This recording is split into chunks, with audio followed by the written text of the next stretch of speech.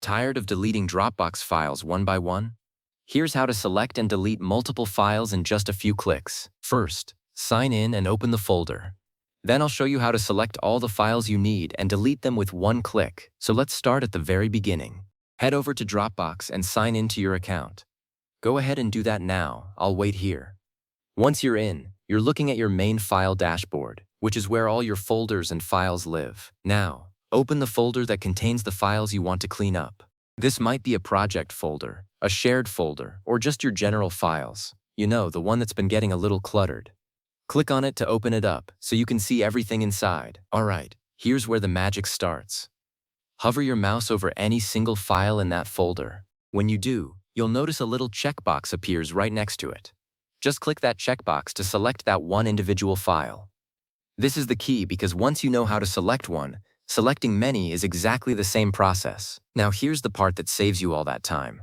Instead of clicking that checkbox one file at a time, look for the checkbox at the very top of the file list, next to the column headers like name or date. Click that top checkbox, and it will instantly select every single file in the folder. If you only want to delete a few specific files, you can just hold down the Control key on a PC or the Command key on a Mac and click each file you want.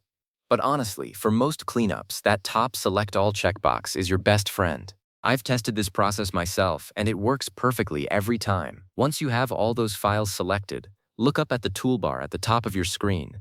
You'll see a button that says Delete. It might also have a little trash can icon next to it. Click that Delete button. A small window will pop up asking you to confirm that you really want to delete those files. This is your last chance to change your mind. Go ahead and click the Confirm or Delete button in that pop-up. And just like that, all those files are moved to your Dropbox trash. So now you know the trick. No more clicking Delete on each file individually. Just hover, check the box, and delete everything in seconds. Thanks for watching, and I'll catch you in the next one.